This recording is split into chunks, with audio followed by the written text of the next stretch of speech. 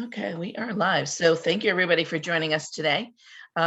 This is one of our many financial aid presentations and webinars that we have for specifically school counselors. And today's webinar is going to be worth 1 PDP point because it's a 1-hour webinar. We might get finished a few minutes early. We might, stay over 5 minutes. It depends on how many questions we have. We have a small group today, but we are recording today's webinar. So everybody that registered will be able to view it, and you can still get PDP points when you view a recorded webinar. So if you register for something and something comes up and you can't attend, don't worry. You can still watch the recording and get a PDP point filling out your evidence of learning form. And as well as if you don't even register and you realize I want to get some PDP points, when on a slow week, then you can watch a bunch of recorded webinars. We've seen counselors do that as well.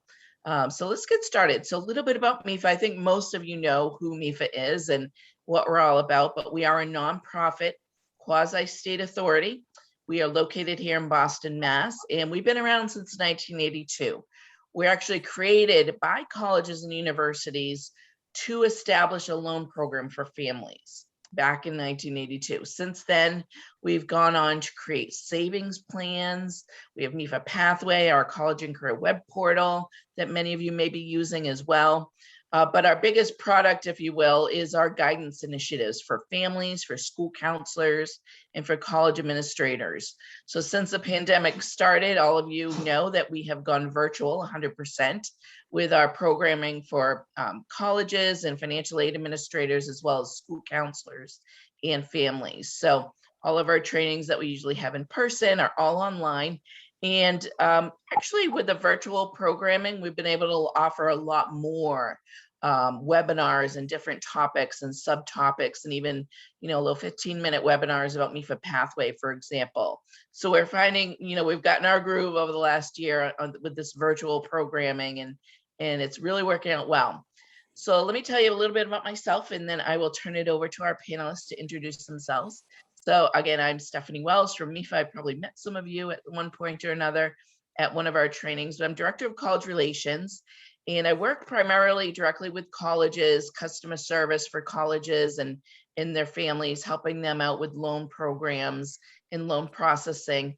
But I do a lot of education for families and schools as well, in the form right now, obviously, of webinars and things of that nature. So I've been doing lots of different things at MEFA over the years. It's been over 20 years. It's been great. And I'm happy to be here today to moderate our panel. So I'm going to turn over to the panel to each introduce themselves one at a time and tell you a little bit about themselves, as well as their school and the types of financial aid they offer, their enrollment, just so we can get a sense of what types of schools we're talking about, because I think you'll find as we go through, during the different questions, each school might have a different play and a different perspective based on their constituencies and the type of budgets and enrollment that they have. So I'm going to turn it first over to Bob Coughlin, who is Director of Financial Aid at Wesleyan University. Welcome, Bob. Thank you. Thanks, Stephanie. Just a little bit about Wesleyan University. We're a highly selective liberal arts college, smack dab right in between halfway point of Boston and New York City, conveniently located. We have about 13,000 applicants a year, a class size of just under 800. So we have about a 15 to 20% acceptance rate. Financial aid wise, we do meet 100% of financial need, and I think that'll probably come up in some of our conversations as we talk. Total student body of around 3,200, 3,300 students, which is primarily undergraduates with about a small population, 200 to 300 students, graduate programs and master's and doctoral programs here. Our student body, one of the things that attracts students here is the open, flexible curriculum. Students really have a lot of option with the courses they're taking. It's not surprising to see a lot of double majors here. Someone might major in molecular biology and theater, for example. Our student body is a mix of athletes, artsy students, and I'd say hardcore STEM students as well. One of the main attractions also, we're a fully residential campus, and our students like the progressive living that they receive here. They can start out in dormitory style living and then progress to living in independent houses that we call wood frames. So they like that mix. That's a little bit about Wesleyan. And I've been here for 6 years, and my prior life was Director of Financial Aid at Harvard Medical School. Thank you, Bob. Kevin, so we'll go in alpha order by last name. Kevin, thank you for joining us today. My pleasure. I'm Kevin DeRuosi. I'm the Associate Director of Financial Aid at Salem State University. Salem State is a public four-year college, and we have roughly about 4,100 undergrad students and about 2,000 graduate students, and a good number, about five or 600 non-matriculated students. So they're just, people from the community taking courses through our continuing education. Prior to Salem State, I was at I've been at Salem State for 17 years. I was at Bunker Hill for 3 years. I was at Emerson for about 4 or 5 years. And then in the way back machine, I was actually a high school guidance counselor for about 10 years in South Boston. My main focus, my main population that I work with is I work with all of our special populations, which would be our students involved with DCF, our homeless students, our veterans, pretty much any student that doesn't kind of fit the mold of your typical college student. They kind of get put into my caseload, and I do my best. I've actually pulled somebody else, one of my colleagues, in with me to help me because our populations are growing. Salem State has approximately 80 active homeless students that we're aware of. They've either self-disclosed or, somebody else has given us a heads up. So we have about 80 of them, about 45 to 50 of them live on campus. We have 4 residence halls, and that's it for me. I live in Salem, Mass. We just survived Halloween, which is always a fun time, but let me tell you, the residents around here, we're glad when it's over. And we know that you really do it up with your decorations for Halloween as well, Kevin. Which is still up. I haven't had a chance to take them down yet, but yes, I do. That's okay. All right. Thanks, Kevin.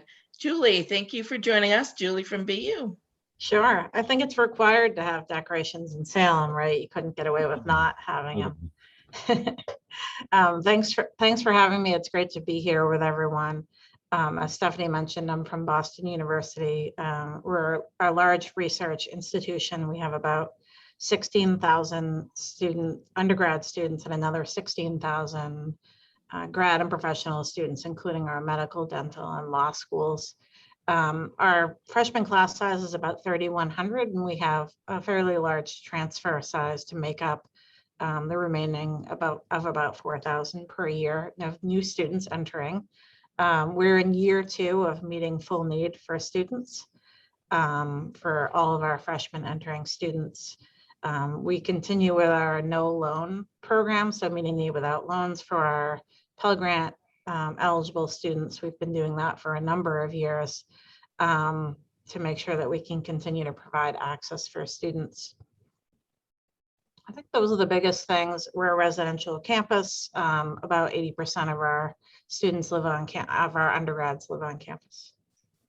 Excellent. Thank you all for that great introduction. Okay, so here's what we're going to cover today. Special circumstances, how financial aid appeals work at each campus so that you understand not just the reasons that families might appeal or special circumstances they might find themselves under, but how does the process work at each school? Just so you have a general idea of the differences that can take place from campus to campus. What is an independent student? How is that defined? We'll spend some time on undocumented students. We get lots of questions at MEFA about resources and support for undocumented students.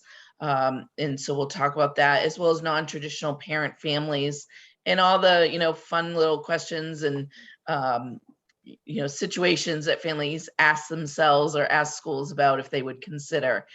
So we'll cover everything, but please, we have up to an hour. We will definitely, try to end right on time, but definitely add your questions in the Q&A, type them out, and I will share them with the panel. We'll answer them live, and we'll save a little bit of time at the end to do some Q&A as well.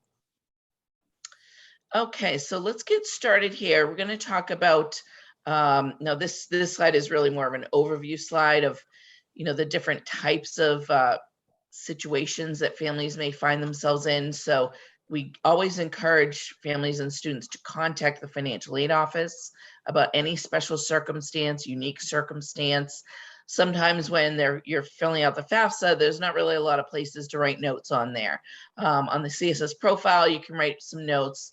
But if you don't tell the school what's going on and talk to the financial aid office, the family isn't going to get their story across. And sometimes, a lot of times, as you know, their students are relying on guidance counselors, or they might need your assistance throughout this process if they find themselves in this circumstance. So we'll talk about professional judgment and when schools do or do not use professional judgment, whether, it's always on a case-by-case basis. And even when schools are able to make a professional judgment and make a change, how will that change a financial aid package, or will it change? So there's lots of things that can play into this. Income changes, asset changes, unreimbursed medical expenses. Sometimes there's household expenses that, we live in New England. There's weather-related issues that we just came across this past week, where we saw trees toppling over houses. Those might come into play.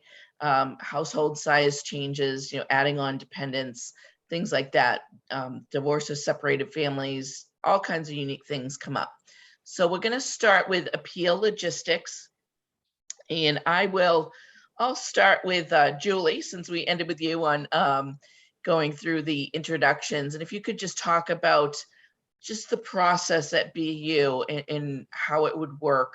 And then we'll talk about the specific situations that families might find themselves in. Sure. And before I go into the BU specific, I want to highlight why even say BU specific. It's because the process could be different at every school, which I know does not help students or make their lives very easy. But the schools are doing the best they can to get the information that they need to make good decisions for students. We happen to have an appeal form that students can download right from the website, from our BU portal when they're applying initially. The form is meant to help them and guide them understand what types of circumstances we might consider, as well as the documentation that we're asking for at the same time. A lot of times we do ask for a third-party letter, particularly around parent information. If parents are asking us to waive information, or students are asking us to waive information for one parent.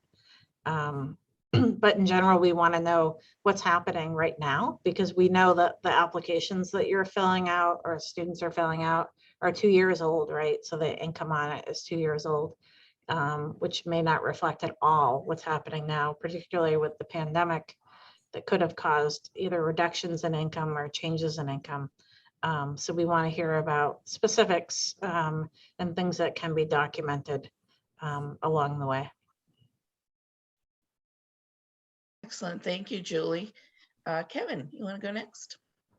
So we too have a form. There is a link to the appeal form on Salem State's website. Pretty much the same deal. Our form is very basic. We ask the student or the parent to just give us some details as to what their situation is. We switched to that modality or that method because it was getting confusing. Parents didn't know what to submit, or they were just sending stuff that we didn't need. So we start with this basic form that just says, hey, explain to us what your situation is, and we will let you know at that point, what we'll need from you. We've also asked on the form that they upload their 2019 tax returns, copies of them. And we're asking for 2019 primarily because of the pandemic, and we know the financial impacts that a lot of families have faced. So the key thing that we would mostly ask for in any appeal would be the 2019 tax returns, because the FAFSA is being based on 2020. So we know that there have been changes. Once we get that in, within 2 to 3 business days, we'll contact the student with additional requests of information. Honestly, 9 out of 10 times, that's really all we need. unless it's something not financial. If it's, we've had a death in the family, or my grandmother has come to live with us and now there's another person in the household, those we may ask for additional stuff. But for the most part at Salem State, it's a financial appeal where we really just want the 2019 tax returns so we can figure out what we can do for you or for the student. Excellent. Thank you, Kevin. And Bob, Thanks. So similar to Kevin and Julie, we also have a form. I will say we've been trying to move away here from the word appeal and use the word request, or the words request for reconsideration. We felt it's a little friendlier about the process, but it is a similar, as has been discussed here. We are a school that collects the College Board CSS profile application. And as you mentioned, Stephanie, that application does allow for explanations of special circumstances. So that helps prompt sometimes in advance of needing to go to the request for reconsideration if we know there's been a change, and we can reach out to the family for that. But families also can use our form as well. We do collect the the tax returns up front. But as was mentioned, because we're reviewing things from 2 years ago, we recognize that a lot of family circumstances can change. Certainly during the pandemic, we've seen an increase in this. So this gives an option of collecting maybe the more recent tax information, if that would be more beneficial to the family. Similarly, we're going to collect usually third-party documentation or something that supports what the family is saying. So if the request for reconsideration is due to a change in job or a decrease in salary, we'll want some documentation from that employer to confirm that. I will say the pandemic has made us really think about our process and soften some of our processes. We used to be very strict that understandably, we would get the call from the family, for example, that lost their job. We would get the call that day. And we would say, we just want to allow some months to go by to see how the dust settles, see what payouts the family gets, see whether the person gets another job or what happens. And we've reduced the time frame of that here because we're more sensitive now to these unexpected changes. And so we have a shorter time frame that before we'll make a reassessment. Families can apply for these requests at any time throughout the year. I will say the timing of the year can make a difference in how something might be treated. If it happens toward the end of the year, we may have to wait a little bit longer. It may affect the following year because it's so recent. So if it's earlier in the year, we have more time to kind of prepare for that upcoming academic year. So it just depends on that piece. But our forms will go through, give a lot of checklists and what information will be needed to help prompt the family to supply the appropriate information. excellent. Thank you. Okay, so let's talk about some of the changes in income that families may be looking at, whether it's an increase or a decrease. Now, I'm assuming that you usually only hear about the decreases. Usually families throughout the year aren't going to report an increase until they file their next FAFSA. And I'm assuming that's okay, but let's start. Kevin, if you don't mind, you're the first square on my little list here. Just talk about some of the increases or decreases in income that you regularly see and how that might impact an aid award, if at all. So at Salem State, we have our institutional funds. We rely very heavily on state and federal funding. So those, we usually get an allocation and we can't exceed that allocation. So I just want to put that out there, that we can't be as flexible because there are guidelines to some of the aid that we do award. But the majority, honestly, the past 2 years has been decreases in income, or unfortunately and sadly, the passing of a wage earner in the family.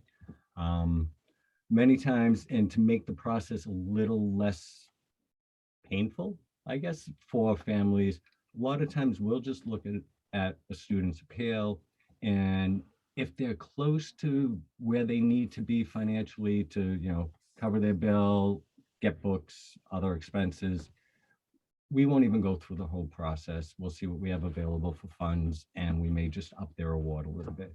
Otherwise, we take into consideration what income has decreased. Is this a temporary decrease? Is this a permanent decrease? Much like Bob, we've kind of softened our recommendations. You know, if a wage earner had lost their income, we would make them wait 8 to 10 weeks before appealing, just to see if they were receiving unemployment benefits or if they received another job. At this point, if you lose your job on a Tuesday, you can appeal on the Tuesday and we will process your appeal. But the majority of what we've seen, our appeals have increased. We usually average about 50 to 75 a year. The last 2 years, it's been 150 to almost 250 appeals.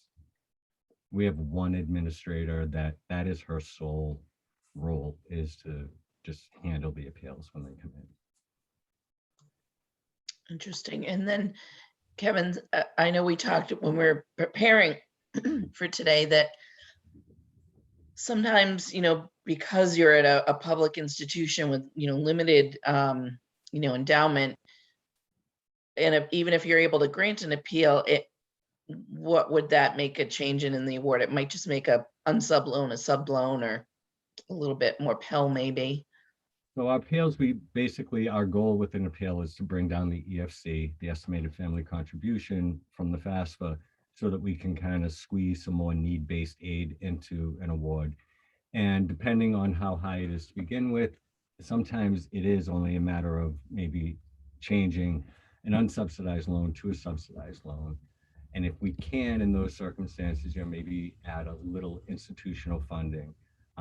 We have strict guidelines of our estimated family contribution caps, and we've kind of relaxed those a little bit as well too, so that we can help as many families as we can. That's great. Thank you. Julie, you want to go next and talk about some of the situations that you regularly see and how those are handled? Sure. We received, I think, about 1,600 appeals for our enrolled students, and more if you include our students that didn't actually enroll. And partly because we want to know about the circumstances up front. So we're very encouraging in all of our communication about students' ability to appeal, or I'm sensing a trend because we're also moving to request for reconsideration language to make it more clear. But we do consider a lot of the same kinds of things. One thing that's unique about BU is we have something called the scholarship assurance. So when students are first admitted, we evaluate their eligibility for aid using the CSS profile, but we don't reevaluate every year. We guarantee the same amount of grant every year. We don't ever decrease it unless the cost of attendance decreases, but we do increase it if students have a change in circumstances. So that can be really beneficial to students who are looking for some stability and just wanting to know what's going to happen over the next 4 years. But in terms of what we're able to consider, if there's a job loss, we haven't really moved to major changes that way. We're not responding the same day. We actually have a secondary process that happens in the spring semester where we may refer the family to that process saying, you know, this is what we can do for you for the fall. We want to hear more about your circumstances toward the end of the year, because it allows us to better document what those circumstances are for the current year, because by then most of the year has ended. So we have that secondary process. So it's definitely good, again, to make sure you're aware of what all the different schools are doing and what might make the best sense for your students. That's great. Thank you, Julie. And Bob. So because we collect the profile application, we sometimes have a heads up based on the special circumstances of what is going on. And sometimes when we go out with an award, we will say in messages to that family, you know, send us this information or documentation. You indicated that you had uninsured medical expenses or something like this. That might be something that could be used as an adjustment. With the changes in income, I think you have a lot of the things here, and similar to what Julie and Kevin said. I would say we're more similar to Julie in that it's not immediate necessarily, unless it's something that's already happened in the past and we can document more clearly. Because we do rely and base the initial award on information from the calendar year of 2 years prior, because most people have, and this is typical nationally, we do see, is there flexibility? Did last year's information change that you would already have? So we would really request the family to turn in that tax documentation. And if it's more beneficial to them, we'll certainly make the change immediately. When it's something that just changed immediately, usually we want a little time to go by, and we'll give either weeks or months, depending on the situation, and then make a change at that time. Unless it's something dramatic, a death of a parent, and that was the sole income provider, we'll make an immediate change in that case. So it really depends on what the circumstances are. With respect to some of the things that you note here on the increases in income that can sometimes feel punitive to a family when they had a one-time capital gain or they had a one-time bonus. We do inquire, and I use the word one time. If it's something that's not typical in their income, and need analysis really for most families it's harsher on the income side, assuming income is continuous. So these things that are affecting their income can really affect their parent contribution. So if it is a one-time situation, we'll usually take that out of the income, perhaps put it in the asset instead that was the result of the capital gain or the bonus or something, so that it's treated less harshly. And that can really change a parent contribution. Here at Wesleyan, the cost of attendance is $80,000. So these changes that you've noted here can really be significant in terms of providing additional grant support, institutional grant support in the tens of thousands of dollars. So it's really, really important. I think the biggest message is, it's always, we want our families to reach out to us to be explaining these situations upfront on the application if they know about them. But when they occur, to contact us and we'll guide them through, because it really can make a difference. That's great, Bob. And one question we get a lot is related to, I want to focus on the retirement plan withdrawal, for example. Families who have lost a job and they've had to dip into their retirement. So it looks like they have a lot of money. Do you treat that the same way, where you would make that an asset, or might you just discount it altogether? Or, I mean, I guess it depends on the individual family, but we hear that a lot, as well as, God forbid a parent should pass away and they get a life insurance distribution. Yeah, when you see that someone's withdrawing and it shows up on their tax return from their retirement, something's going on there. And so we will dig deeper with that family. For some families, it is a choice. They're taking it out to take some extra money to add on to their home. That's going to be treated a little differently than a family that is just trying to pay their mortgage and because of an unexpected situation. So they really are a little different.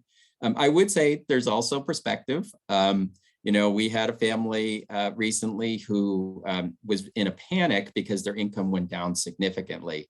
And when we discussed their situation, we learned that their income went from $900,000 a year to $600,000 a year.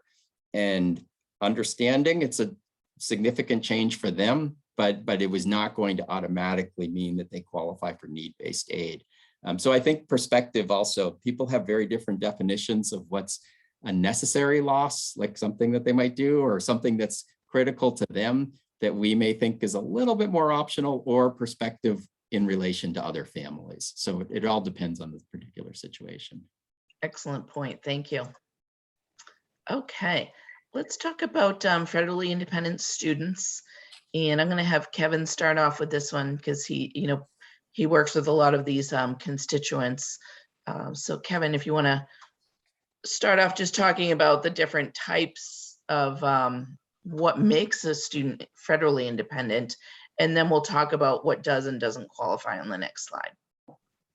My colleagues will agree. One of the biggest things we get is, well, my parents don't pay for school. I have my own apartment. I live on my own. I pay my own bills. That's awesome.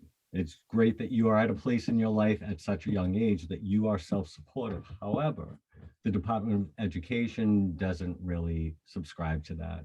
So as you can see on the screen, the general guidelines is for a student to be considered independent for federal financial aid, they need to be 24 years old or older, married, be a graduate student, be on active duty, or be a veteran. They need to be providing more than half of support for either a child or a dependent in foster care anytime after the age of 13. And that's key right there. We have a lot of students that may have been in foster care temporarily at 5, 6, 7 years old, but were reunited with the family. So those students are still considered dependent because it's not after the 13-year-old threshold. Emancipated minors, the Department of Education still feels that, you may be emancipated, however, you're still a dependent student. If they're in legal guardianship, or unaccompanied youth who are homeless and at risk of being homeless. So those are the guidelines for independent students. There are other things that we can do in a financial aid office if a student truly doesn't fall into that category, but they are really sort of on their own. And I believe we're going to kind of cover that in a couple minutes. Yep. But some of the examples are, if both parents are deceased or a parent is incarcerated, like the primary parent is incarcerated, we can consider those students and look at their dependency status and see if there's anything we can work with within the federal guidelines to make them independent. Great. I'm going to have you continue on the next slide.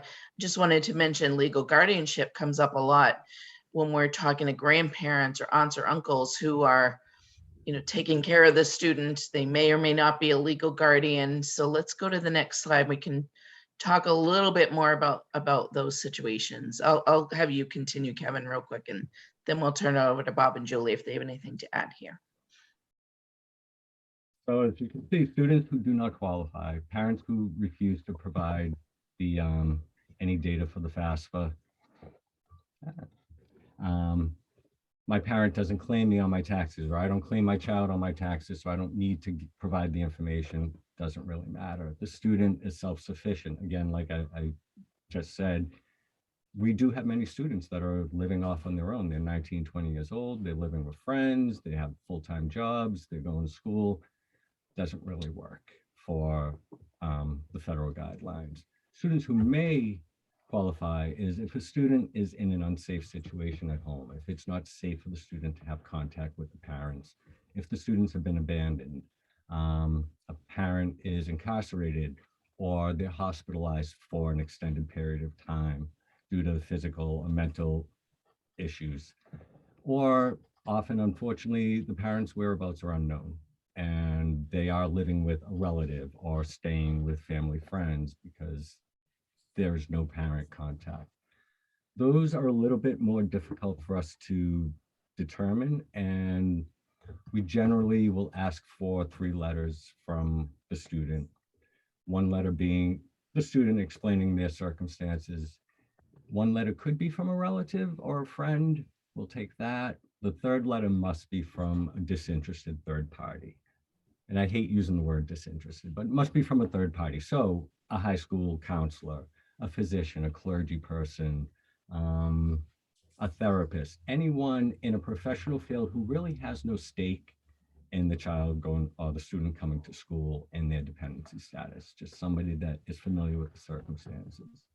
We'll receive that information and kind of review it and decide if the student meets the criteria for a dependency override. A little bit easier is a student who is unaccompanied, homeless, or at risk of homelessness. Really, all we need from them is if they've spent time in a shelter, or a high school counselor, the liaison at the school sends us a letter saying, Sally Smith has been determined to be unaccompanied or homeless or at risk of homelessness. That's pretty much all we need at that point.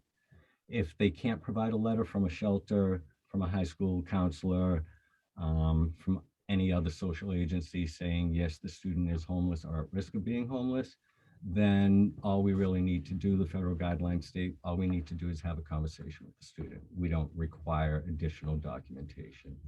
And I perform the majority of those at Salem State. Like I said, I brought another colleague in just because unfortunately our numbers have been increasing year after year. And it's 20, 30-minute conversation, which is sometimes difficult because you're asking a student who has no idea who you are. And and you're a stranger, you're asking them to provide information that is difficult information to provide as far as their circumstances. But a letter from a high school guidance office will pretty much take care of that need. Excellent. Thank you. And we will be offering a webinar from DCF in December, I believe. So we'll send that invite out. We're just finalizing the date now, and they're going to cover all the nuts and bolts of how they're helping foster youth, as well as, you know, homeless youth. So we'll get into even more detail for that. It's going to be a great webinar. We have that one every year. So Julie, I'm going to turn it over to you if you want to add here and specifically add whatever you want, but also specifically speak to the non-custodial profile form, because that I think kind of falls in here as well. Yeah, absolutely. You know, depending on the school, some schools might be more generous with waiving the non-custodial profile for that second parent than for the primary parent information. A lot of the driver behind that is really rooted in the federal requirements. So remember, only one parent is required to be on the FAFSA if the parents are not married to each other. But with their profile, it's different. We collect information from both students, but we might be a little bit more lenient with that non-custodial profile. Again, we have a form that helps guide students on what types of circumstances we're looking at. The good news, I don't know if you've all heard this, but the College Board profile is changing their methodology a little bit so that all students won't be required to complete the non-custodial profile. This is in cases where students are saying they really have no contact, and a variety of other circumstances like incarceration, where they've realized over the years that these students really are not able to get the parent information. So forcing them to request a waiver just puts an additional burden on them. So it will be up to the schools whether or not they still want to request it in those circumstances. But I think most schools will probably agree with the College Board's data. Hopefully Bob is agreeing with me that those students won't be able to provide that information. So I hope that cuts down on some of your work as guidance counselors and documentation that you have to provide. I think that was a really great change. That's great, Julie. Thank you.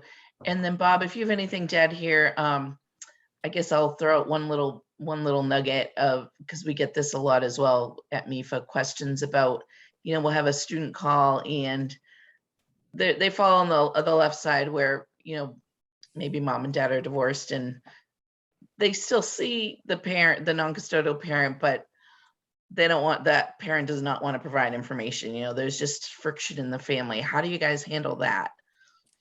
Yeah, so I will say, I think Kevin and Julie did a great job on both of these areas of explaining. With the non-custodial profile, the one thing I will say, or non-custodial waiver, years ago, we did not have that publicly displayed. We really had students contact us to ask about it. And nowadays it's very public, it's very transparent. And actually for profile schools, it's a form that's available readily now. So it's made the access to that form easier. My thing with that is just, if you run into an obstacle with completing an application, is to contact the school. Don't give up and say, oh, I can't go here because I can't submit this information. Usually there is a solution. It just may not always be as straightforward, unfortunately. And those are areas that we try to improve upon. And I'm happy to see that the non-custodial waiver form be one of those areas that's improved.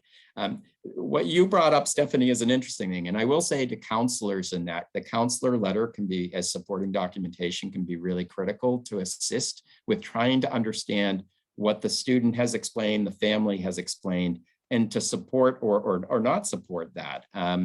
I would ask, it's really helpful in those letters for the third party person to really demonstrate what understanding they have of the family situation, not just reiterate what the student said. And that can be, that it's a gray area and it can be really challenging. The gray area, what you just alluded to, is unwillingness. Is it an unwillingness situation, or is it something more than that? That the contact is really challenging with that non-custodial, and distinguishing that is a hard thing, and schools will arrive at different decisions on that. As Julie was saying, some schools may be more lenient than other schools. So any information, the more context that can be provided is incredibly helpful with those. We've been changing and trying to soften in this area at Wesleyan. When I was at Harvard Medical School, we also collected parent information, and we're incredibly strict about waiving the non-custodial requirement at the time. We're more lenient here at Wesleyan, but we're still strict. And we're trying to even move away from that a little bit, because limited contact, we would say there's contact, you have ability to receive the information, so get it. And we're trying to really move away from those situations where the student may receive a phone call from that non-custodial parent on their birthday or something, but they really don't have contact with the parent. Though we're really investigating and looking at this of how can we make this a little bit more reasonable on families. But again, this is going to vary by school, and unfortunately, and that's we recognize that in the financial aid world, that it can be challenging on the students and the applicants applying to multiple schools. But I say just give as much context as you can. Unwillingness is not something that a need-based institution is going to honor as an approved waiver. It just is not something, and that's really inequity across the board. I think one of the things I would say here with that is it also, from an institutional perspective, Kevin went over in the slide before this, had the conditions that automatically make you independent as for federal purposes, but schools that also have their own policies about what they consider who they consider the parents to be. At Wesleyan, for example, for our institutional funds, we're looking at both biological parents as having an expectation to contribute toward that child's cost of education. So in one of the slides that you had, for federal purposes, if you're married, you're considered independent automatically.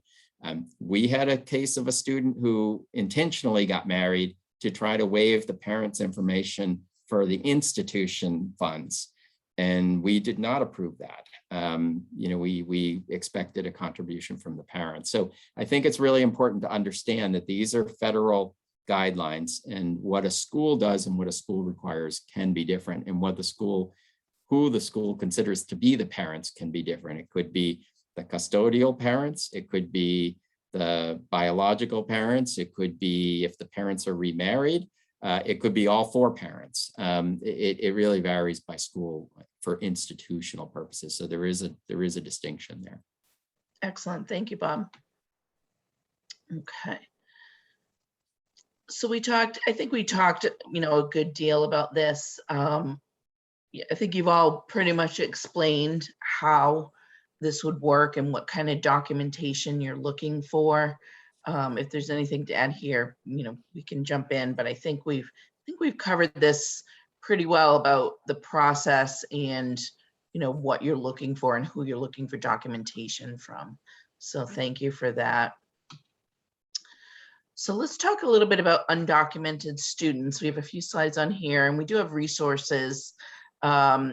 This federal resource guide, I'm not going to click on it, but we do have a link to it on our website. So you'll also get a copy of this PowerPoint. It's old. I think it's from like 2015 or something, but it's a 52-page document. It's on the federal website, but it's still relevant, and it still has good information in there about how to support undocumented youth, at your school. So let's dig into this one a little bit, because we get lots of questions here. But basically, with undocumented students, they can be admitted to a school, but sometimes if they're not able to receive federal state aid, it can be quite challenging to pay for that, even if it is at a community college or a public college, especially if the student is, disadvantaged or might be low income. It can be hard to pay out of pocket. So let's talk. I have a slide here. Let's talk, Kevin, if you wouldn't mind just starting here, we'll talk about DACA first, DACA students. If you want to just explain what DACA is and how you qualify and how it differs from just a regular student who might be undocumented. With Salem State, our students that fall under DACA, we ask them to self-identify on their admissions application. So as they're applying to Salem State, they're going to put that I'm a non-US citizen, but I am a state resident. By doing that, they're eligible for in-state tuition at the state universities in Massachusetts.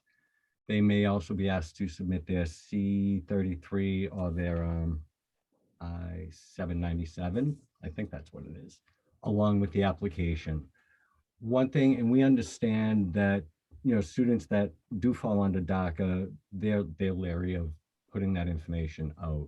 So once they're admitted, that information is not shared anywhere on the university. It is not stored anywhere in the university, which makes it positive for the student that they don't need to worry about anyone finding out their status, but it also makes it difficult for, student accounts and financial aid and other services on campus to really understand where they're coming from. Why do they have a remaining balance? Why haven't they applied for financial aid? We can find the information by going to the student's application, but even access to that is restricted to specific personnel on campus. But once they come in as a DACA student, unfortunately, where Salem State and most state schools rely heavily on state and federal funding, there's very little financial aid for them. Salem State does have a scholarship that DACA students can apply for as they come in. We also have a couple donor scholarships that our DACA students can apply for as well.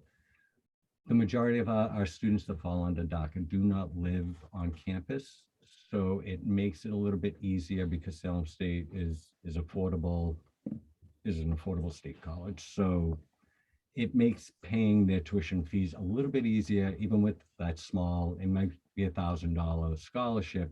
That reduces the cost significantly for our undocumented students that are kind of trying to figure out how to pay for school. We do support them when we know who they are. We have an office on campus that actually holds meetings with them, and they'll meet with the DACA students. And if there are any financial issues or any other issues, they'll be the point person to outreach to the different departments for whatever the student may need.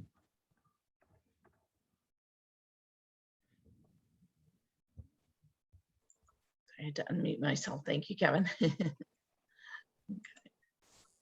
Sorry.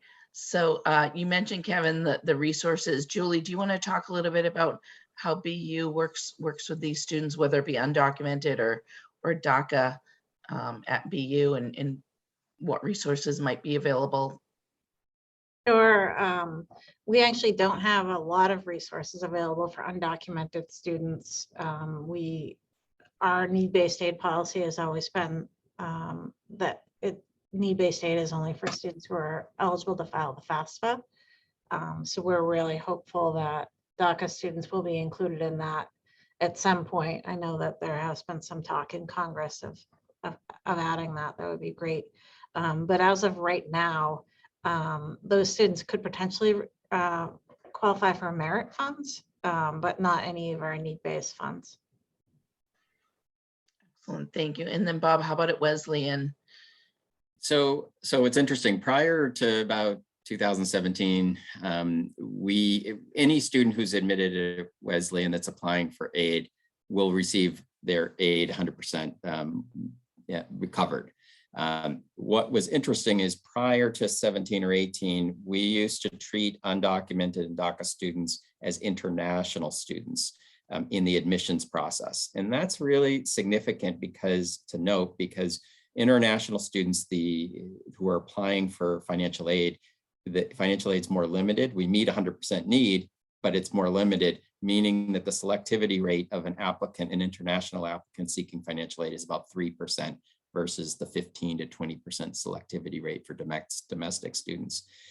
In 17, we switched over to treating undocumented and DACA students as domestic students in the admissions process. So it has opened up the door significantly to undocumented and DACA students for us. So students do identify to distinguish that they're not international, they are undocumented in the admissions process. And we actually provide, since they don't qualify for federal funds, we provide institutional funds to meet all of their need with respect to that. The financial aid office works closely one-on-one with our undocumented students. One, we want to confirm whether they're DACA and eligible to work or not non-DACA. And if they're non-DACA and not eligible to work, then we provide additional grant support to meet that work study component, to meet that summer earnings expectation, since they really can't be working. So it really depends on the particular situation. We have a great organization here in Connecticut called Connecticut Students for a Dream that provides a lot of resources to Connecticut students applying to college as well. Excellent, thank you. And then for the school counselors on the line, again, you'll be getting this PowerPoint. Here are some resources that we've put together. They're all listed on MEFA.org because we recognize, you know, these students are sort of in a catch-22 where they're not eligible for a lot of federal and state aid assistance. They might get a, you know, in-state tuition and maybe merit funds. It really depends on the school that they land at or schools that they get accepted to. So we know that school counselors are always looking for additional resources. So we do have some information on our website, and you'll get these links as well. So I know I'm just trying to keep track of the time. We're at you know, about 7:03. So I do want to get to a few other key points here. Non-traditional parent families, and you know how that could affect, you know, financial aid. We talked a lot about the non-custodial profile, so I don't think we really need to talk about that here because we've already done that. But you know, is there any situations? I'll just start with you, Kevin, where talk about some of the situations you see where you might be able to make a change, or you know, things may or may not work out for the student. It's really going to depend, I think, on the student's situation. But we do have a link to this graphic from federal student aid that shows who is the parent, because we do get questions here at MEFA all the time. I had one just the other day where I talked to a mom who was technically still married, but her dad, the stepdad, had moved out, so they were separated but not legally separated. So they were really confused about how to fill out the FAFSA form and how to list their marital status. So Kevin, do you want to just a few nuggets that you want to share about this? One thing we find often is exactly what you said. Who is the custodial parent? Who should be filing the FAFSA? The general rule is whoever provides more than 50% of support for the student, or the student lives 50% or more time, 51% or more time. We occasionally do get well, it's split down the middle. He spends 50% with me and 50% with my ex-husband. At that point, we're going to ask them to make a decision as to who is going to be on the FAFSA. Otherwise, we're not going to get anywhere. They're not going to be able to file the FAFSA. The student will not get their financial aid, and they will not be able to attend school. One thing that we've seen an increase in is separated couples who are still residing in the same household, which I can't even tell you how to document that. That is usually a phone call and an extensive conversation with the parents. Typically, the parent that's calling is usually more so the custodial parent because they're more involved, but we can't make a or B decision. That's a full conversation with the family to figure out exactly what's going on. If they're not legally separated, but they are separated and living in different residences, we'll ask for proof that the non-custodial parent does not live in the household. So it's usually send us a utility bill and their name at a different address, and then we can move forward with that. Excellent, thank you. Julie and Bob, do you guys have anything to add on this one? I just say, oh, sorry. I was just saying I didn't have anything to add. Go ahead, Bob. Just quickly, it is understandable that it gets confusing that the FAFSA is looking at a custodial family unit. And for, as I mentioned, many of us in our own funds are looking at a different family unit or both family units. So it can be a little confusing with respect to that. I would understand it, but it's important just to know what the school's requesting and requiring for who the parent is. It sounds like it's obvious and it isn't always. Yeah, exactly. Great. As Bob said, I mean, any questions, anywhere that a parent or a school counselor is stuck on the FAFSA, call the financial aid office and we'll be able to direct you which way to go, whether it's we need a full conversation or just send us X, Y, and Z. We're there to help you guys fill out the FAFSA or help your students complete their FAFSA. Excellent, thank you. And we have a few more things to cover, but I do want to just let folks know that who are still on the line to type in any questions that you have so we can get those answered if we have any. Let's talk about changes in assets, and you know, we can talk about household expenses as well, and when that might pop up where you can make an exception, and if it even makes much of a difference, you know, in an award. So Julie, I'll start with you on this one. I think it's really going to depend when it comes to assets. The methodology actually is very income driven. So the changes to assets may or may not actually impact that analysis, particularly if it's only a couple $1,000s. It's a big deal to the students, but it might not be in the analysis. But we're looking for pretty substantial changes. One thing we get sometimes is students who are parents who sell their homes. So for institutional methodology, we're looking at that home equity. They sell their homes and then we're seeing it as an investment. So it's just the same money, but moving around. And they may say, I need that fund, those funds because I'm about to buy a new home.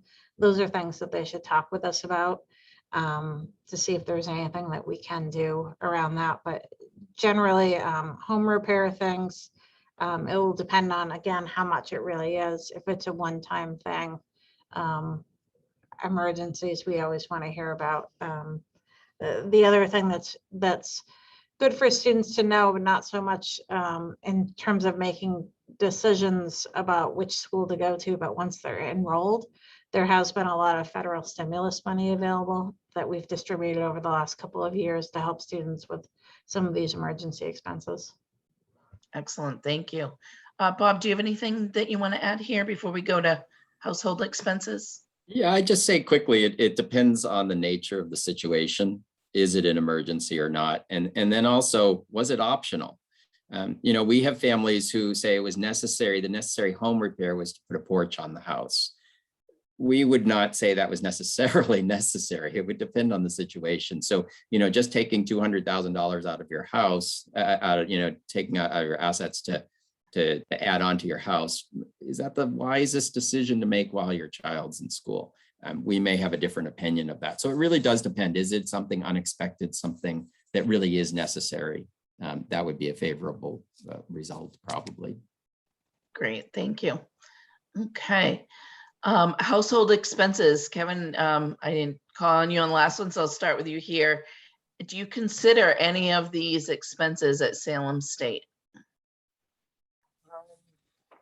The private elementary or secondary school tuition, we do occasionally get that. You know, my child is at such and such private school. Typically, we do not accept that as an expense unless it's medically necessary. So if the child that is in the special school or the private school is there due to a medical condition or a mental health condition, we will take that into consideration and remove that income from the overall FAFSA. I mean, one of the things that is different between the three of us is Salem State relies solely on the FAFSA. It's a snapshot in time, and we only use federal methodology. So we know there may be stuff that we can't wiggle out of or wiggle room with, but as far as private schools, unless it's medically necessary, we can't, remove that from the family's income. Great, thank you. And then Bob, do you guys consider any of these? We consider pretty much all of them. It would depend on the situation. The private school tuition, standard institutional methodology nationally, not just at Wesleyan, but you can opt in to automatically provide an allowance up to about $12,640 or something like that. We will allow that much, not necessarily the full amount. These other ones we would consider, again, with documentation and looking at the nature. I say loan payments. We have parents who are paying loans. If they're paying plus loans, for example, and they're documenting that they had required payments, we would allow that. Parents paying students just opting to pay other loans or pay more than they need to, that we might treat differently. So it depends on the situation, but we would consider all of these. Excellent, thank you. And then Julie, did you have anything you wanted to add here? No, not really. I think similar, it depends. A lot of these things we can't consider because we just can't afford to do that. But it really depends on the circumstances, particularly around medical expenses. Those are things we're more likely to consider. Excellent, thank you. Okay, we're coming to the end here. So Julie, I'll start with you on this one. Changes in household size. What sort of situations do you guys come across where this may or may not impact a family's eligibility to consider a special circumstance? Yeah, this one is a really interesting one. We often allow for consideration for grandparents in the household, but not for older siblings. But at the same time, we also don't ask about what the older siblings might be contributing to the household financially. So it's, I think it's a little bit neutral there. New baby doesn't come up a whole lot, but certainly there are a lot of expenses associated with that. If it's a new divorce or separation, we definitely want to hear about that, but it may not be something that can be considered right away for federal financial aid. But we're also going to look carefully at the circumstances. As a school that does collect information from both parents, sometimes parents think getting a divorce will change their contribution a lot, but it might not. It depends on what happens, particularly if they continue to live together, right? So they're still sharing expenses. If they don't live together, they have another household to support, so it may change things a little bit. Excellent. Bob, do you have any good stories to share here? Julie handled it beautifully. I think with that, we would be very similar to that. It would have to be something, I can think of a situation, for example, where we did consider an older sibling because there were circumstances around that necessitated that the child move back home because of medical issues and whatnot. It was a very unique situation, but generally what Julie said is how we would treat these as well. Yeah, I think that's a really good point. If there are older siblings that have sort of mental health or other types of disabilities, and that's the reason they're living in the household, that we may treat differently. Great. How about you, Kevin? Anything here? They said, piggyback right on what they said. Excellent. So cost of attendance adjustments. I'll turn this one over to you, Kevin. Will it make a difference? What sort of things do you consider? Depending on the individual student and their circumstances and their FAFSA, their estimated family contribution. At Salem State, on a state school level, a cost of attendance adjustment will probably just free up a little additional space if they were applying for a private loan or a Parent Plus loan.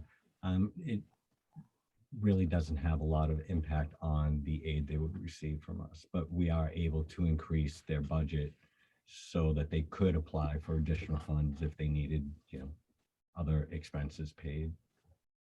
Great, thank you. How about you, Bob? So we would consider some of these if if their books and supplies are above what we give for books and supplies, and they can document that and they qualify for institutional aid, we would give them increased grant. A purchase of a computer, typically it would result in an increased loan. Travel expenses are already incorporated into the budget, so we normally wouldn't make adjustments for that unless it's an emergency travel, and then they could qualify for emergency grant support for that.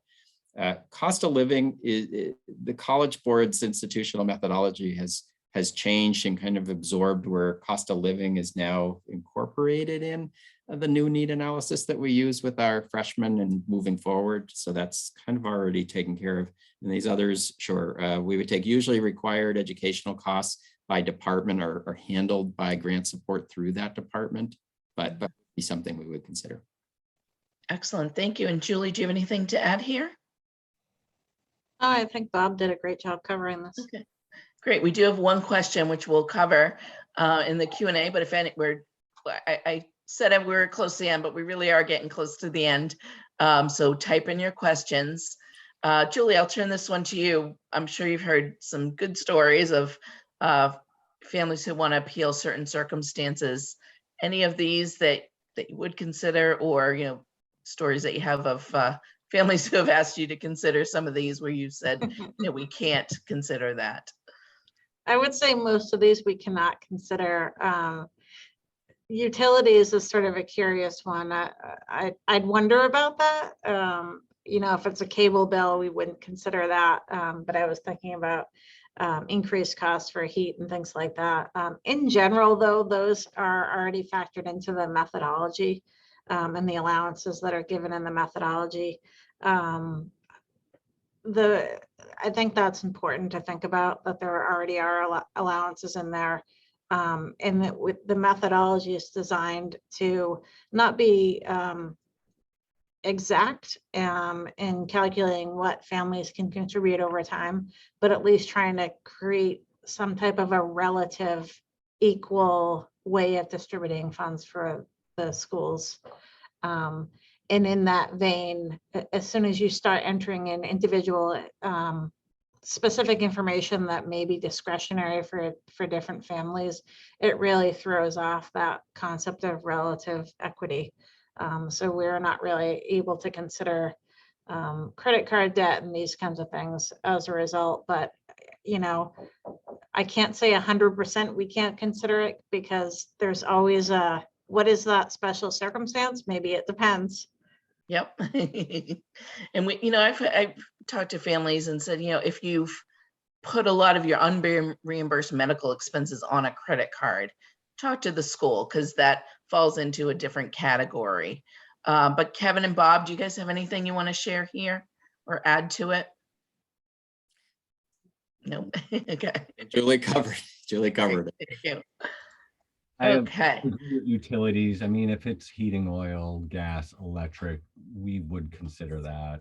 But yeah, my cell phone bill is not really gonna fly.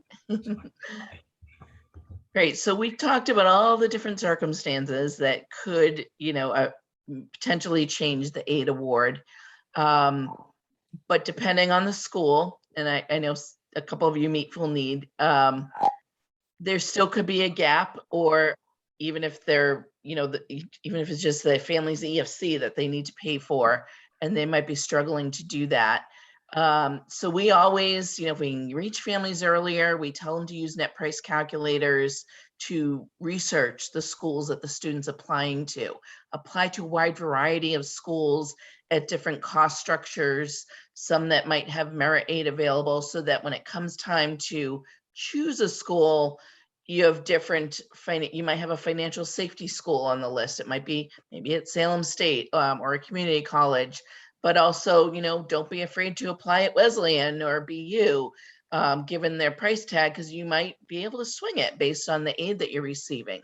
And then there's schools that sort of fall in the middle, but I'll just go through each of you just to address how you're talking to families, any advice you have for them on how to meet, if there's a gap, or even just to meet their EFC if you do meet full need, because those conversations about what a family is perceived to be able to afford on their end are different than what the calculations might show. So there's always a difference between that. So I'll start with you, Kevin, if you want to specifically talk about Commonwealth commitment and mass transfer too. So occasionally we do get students that are, despite Salem State's affordability at the point in time that the family is at, it's just not within their reach to attend Salem State, should they even have to live on campus or be commuters. We do recommend students take advantage of Commonwealth commitment and mass transfer, which is basically go to a community college for 2 years, get your associate's degree, and then through Commonwealth commitment and mass transfer, you can transfer into any state institution as a junior, and you also get, through mass transfer, you get a tuition waiver. Through Commonwealth commitment, you get a tuition waiver and you get a rebate at the end of each semester on your tuition that you paid. They're great programs. There's a lot of information on the web. I'm trying to be mindful of the time, but I know, sorry, we went over. Mass transfer, that's fine, but look into community colleges. So if you have a family that is going to be, maybe we can't do this right now because we have X, Y, and Z, or they already have 2 children that are in college but are graduating in a year or 2. Commonwealth commitment and mass transfer, the Massachusetts community college system is not what it used to be 20 years ago. It has come so far, and it is a very solid, great education that a student can get at a lower price. And they come in with all of their core requirements. They can transfer into any state institution as a junior and complete their last 2 years of their bachelor's degree. Excellent, thank you. And I know we're over time, but we're recording it for posterity. So Bob and Julie, I know you guys both your schools meet full need. But still, there's still that affordability factor, given the price tag. How do you have those conversations with families where they've said, it's my student's dream to go to BU or Wesleyan, but I can't swing it. What do you recommend? Well, I like the plug of the net price calculator because we want people to at least first have an awareness of what that is. And I think we always tell families, don't focus on the sticker price because it may be more affordable than you think. When we have those families who go to the net price calculator and say, wow, that's not at all what I was expecting, we do have conversations with them and encourage the conversations with them to see, is there something else going on that we're not aware of? Or is it that they need a little education about being informed about how need works and what a calculated contribution will be versus what they think their contribution should be? When we realize there is a difference in those 2 numbers, we will talk about other options and to make the families be informed. And then it's really up to the family for their comfort level, whether they want to borrow additionally, whether it's a parent loan, additional student loan, or a student loan. Whether it's just sometimes it's a financing a payment calendar issue where we can encourage them that there is a monthly payment plan so they can spread the payments out if that is a cash flow situation. So there are a number of places we look. We encourage outside scholarships. It will reduce the students' portion of what their obligations are. So there are options available. Again, it's about making that informed decision. So we encourage those conversations. Excellent, thank you. And Julie, did you have anything you wanted to add here? Usually, when I'm talking to families, the conversation is a much bigger struggle with schools that don't meet full need, but are still at your price tag. But what kind of resources do you recommend for families? Yeah, I would just reiterate what Bob was saying, that we meet full need, but everyone doesn't define need the same way. And for some families, it's quite a sacrifice, particularly if, even though a lot of the need isn't calculated using assets, or a lot of it doesn't come from assets, some of it does. And in those cases, the families really are having to make a pretty big sacrifice and probably borrowing educational loans that would have them paying over time, while trying to save for retirement at the same time. So we definitely understand it's a choice for the family, and we want to make sure that they're making good choices for themselves. So I think the community college option is a really great option. I think too many students are sort of pushed away from that because it's perceived as not as good of an option, but we admit a lot of students that have attended community colleges through the transfer process. It's not a bad idea at all if families are looking for a way to save a little bit. Yeah, but I also agree, don't just discount the school because of the sticker price at all. Students might be surprised what they could qualify for. And there's merit funds available as well that could cover, up to the cost of attendance or even more. Excellent. Thank you so much. So we'll end there. We do have one question, and here are all of our social media channels. So we are newly on Instagram, so follow us there. We're having a little fun with that lately, and there you'll get an email from me with links to submit your evidence of learning forms to earn your PDP. So we'll have links in there that I send out tomorrow, along with the recording, as well as a copy of the PowerPoint. So we do have one question here that I do want to just throw out there. So we have a situation where the student is in a guardianship with her grandparent, and the student's 17, so she's filing FAFSA as an independent. But what is their advice for this student going forward? So I have gotten this question from grandparents as well. Once the student turns 18, does that make a difference? How does that shift, the financial situation, or do they continue to just apply as an independent? I think that's where legal guardians get a little confused. Like, does the student, once they turn 18, does that make any difference, or do they just still apply as an independent? So I'll just throw that out to anybody who wants to answer that one. I would say first and foremost, if you have the guardianship paperwork, send that to the financial aid office of whichever school your granddaughter is applying to. She's going to continue to file the FAFSA as she's doing it this year. Under the dependency question, she will continue to check off, I'm under legal guardianship. And with the school, if they have the guardianship documentation, they would need it that first year, and then it would just carry forward each year. And always have her do the FAFSA as soon as it opens. The earlier, the better. Exactly. Awesome. Thank you. And then parting words of wisdom, Bob, Julie, do you guys have anything before we end? I was just going to say, we've said a lot of it depends, and we want to consider these circumstances. So I think that's the moral of the story, I guess, is always contact the school. I think as a guidance counselor, you sort of know what the school might consider or not. Like, what are you hearing that sort of sounds like, wow, that's a hard situation for the family, versus maybe they shouldn't have spent money on that, right? I think you kind of know as well. So I think anything you can do to advocate for the student, to help the students navigate websites, to know exactly what processes are, can be really helpful for those families. And also just to know that we actually want to give our money to students. I've recently heard from students in the last year about, I think one said, how do I win an appeal?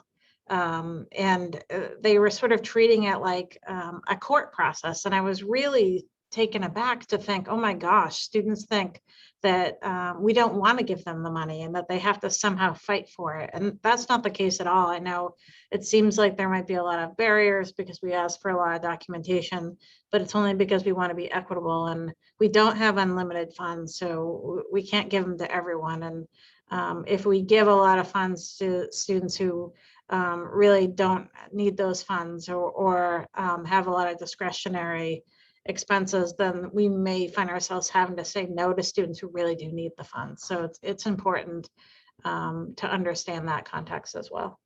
That's great. Thank you. How about you, Bob? Oh, I think that was beautiful, Julie. That ended it just right, right? So Kevin, the main theme, contact the office if you to questions. Okay, excellent. Thank you. Thank you, Kevin, Bob, Julie. We are going to promote this recording to all of our school counselors. So for those who weren't able to join us today, and is just a wealth of information. I know we went over, but it was worth it, I think, to have this document and to be able to share it. So thank you so much, guys, for helping today. And thank you for everybody who attended.